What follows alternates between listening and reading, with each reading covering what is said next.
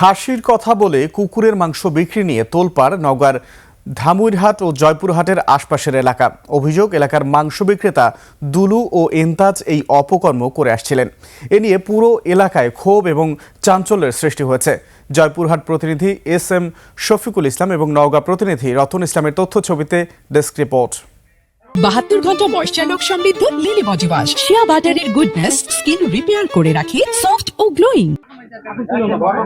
ধামুরহাট উপজেলার মঙ্গলবাড়ি বাজারে দীর্ঘদিন ধরে মাংস বিক্রি করেন দুলু মিয়া। খাসির মাংস ভেবে তা কিনে নিয়ে যান ক্রেতারা। রোববার ভোরে পাশের বাড়ির একজনের কুকুর ধরে চামড়া ছাড়ানোর সময় প্রতিবেশীদের নজরে আসে। তারা বুঝতে পারেন খাসির মাংসের কথা বলে বিক্রি করা হয় কুকুরের মাংস। বুঝতে পেরে সটকে পড়েন দুলু। তার সাথে পালিয়ে যান সহযোগী এন্তাজ আলী। হ্যাঁ, আমার কুকুর আমার ধরতে গেলে আমার 3টা চোল, 2টা বেটা, 1টা বেটি, একটাই বেটা আজকে জবা করলে আমাকে কষাই।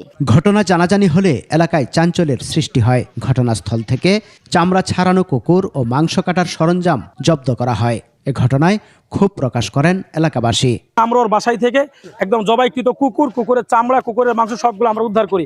এই কুকুরটাকে এন্তাজ ধরে নিয়ে আসে জবাই করে খাসির মাংসের সাথে সে বিক্রি করে। ঘরের ভিতর নিয়ে যায়, ওলা ঠক ঠক করে কাটুসা আর ভোর টাইমে মালটা কয় দাও ওটা আলু দিয়ে কোনা ফেলে দিচ্ছে।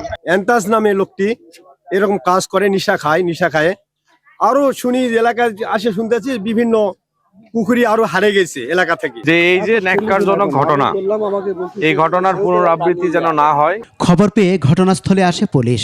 তদন্ত করে আইনানুগ ব্যবস্থা নেওয়ার কথা জানান এই কর্মকর্তা। ত্রিপল নাইনের সংবাদের ভিত্তিতে এবং আমাদের অফিসার ইনচার্জ ধামরাট থানা নওগাঁর সংবাদের ভিত্তিতে আমরা ঘটনাস্থলে আসি এবং দেখি যে কুকুরের মাংস পড়ে আছে।